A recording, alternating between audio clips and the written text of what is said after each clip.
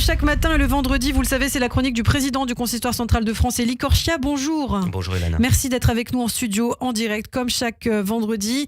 Alors, ce matin, vous allez nous parler de deux événements auxquels vous avez assisté et qui sont liés malheureusement au 7 octobre tragique qui s'est déroulé en Israël.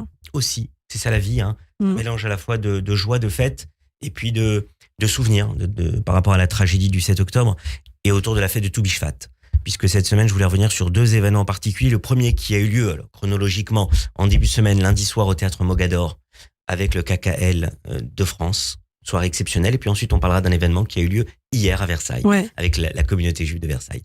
La première chose, c'était évidemment ce concert incroyable, une émotion palpable dans la salle pour ce concert au Théâtre Mogador organisé par le KKL de France. Mon ami le président Robert Sbili, son directeur général Daniel Bellolo, Adva, leur directrice, ont fait un événement magnifique avec deux têtes d'affiche. La première, c'est Kobi Peretz, le chanteur que tout le monde connaît bien, Balbelli-Otto et d'autres, qui a amené sa joie de vivre, qui a amené sa prestance sur scène qui est remarquable, mais qui est venu avec une première partie. Et la première partie, c'était le DJ Omri Sassi, qui est le co-organisateur et DJ du festival Nova, et qui était sur place, évidemment, lors des massacres du 7 octobre au festival de musique Nova. Il est intervenu en première partie. Il a d'abord été sur scène pour raconter les choses, dire comment ça s'est passé sur place, comment au petit matin ils ont été attaqués, comment avec ses amis ils ont réussi pour certains à se cacher, d'autres amis à lui évidemment qui ont été tués. Et il a raconté comment l'horreur s'est déroulée au festival de Nova. C'était assez bouleversant.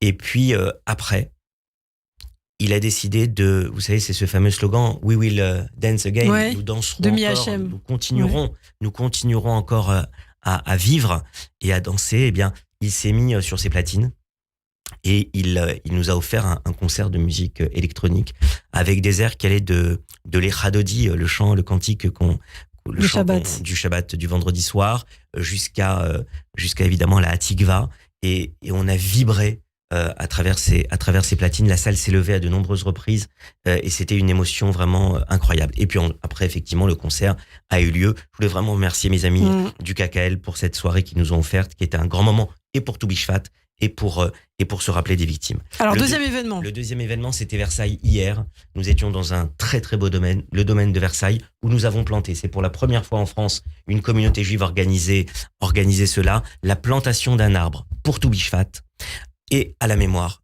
des victimes du 7 octobre. Nous avons rendu hommage aux victimes hier. Il y avait près de 20 personnalités politiques, le maire de Versailles, le maire du Chénet, beaucoup de personnalités. Et j'étais là-bas avec mes amis que je tiens à féliciter du consistoire de Versailles, le président Maurice Elkaïm, les deux membres de son conseil qui ont organisé ça, mon ami Liora Elari et Richard Namani, qui ont organisé cela. Et c'était très émouvant. Nous avons fini avec une grande séouda de Tou Bishvat et le rabbin de Versailles, Arié Toledano, donc a fait le seder avec nous de Tou Bishvat. Et puis surtout, là aussi avec le KKL, qui était représenté par Philippe Spilet, qui est son vice-président. Nous avons donc planté cet arbre avec le Grand Rabbin de France, avec tous les membres de la communauté de Versailles, et c'était émouvant parce que c'était là aussi l'hommage de Tou Bishvat, la fête du renouvellement de la nature et l'espoir, comme nous l'avons dit dans nos discours ensuite, l'espoir évidemment que les otages puissent revenir et rendre hommage à tous les disparus du 7 octobre. Alors Élie, on le sait, demain par ailleurs ce sera la journée internationale à la mémoire des victimes de la Shoah, comme tous les 27 janvier, puisque c'est les 27 janvier que le camp d'Auschwitz a été découvert notamment.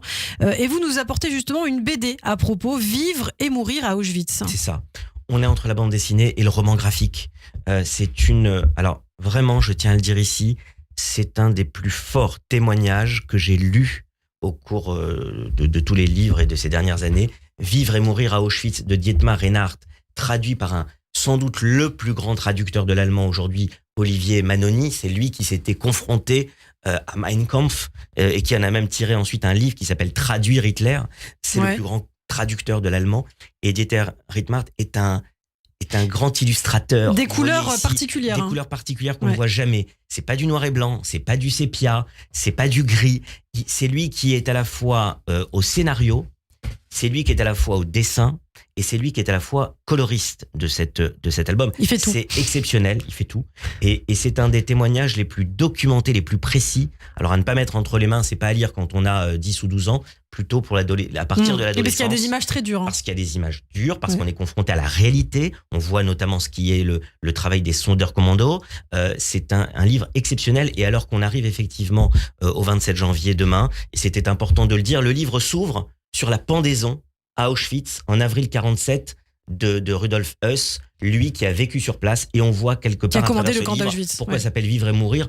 On voit comment Höss vivait dans le camp tranquillement avec sa femme et sa famille, alors qu'effectivement pendant 3 ans où il a dirigé ce camp et où il a construit au début en 1940 ce camp, il l'a bâti petit à petit, il en a fait le camp de la mort, et ça commence par sa pendaison, et ensuite on suit tout le parcours de 40 à 45 de ce camp de la mort d'Auschwitz. Vivre et mourir à Auschwitz, donc le nom de cette BD de Dietmar Reinhardt. Chez Nouveau Monde. Chez Nouveau Monde, si mon accent est bon. Merci beaucoup, Élie Korchia, d'avoir été avec nous, et Shabbat Shalom, à la semaine prochaine. Radio J, Zoom Israël.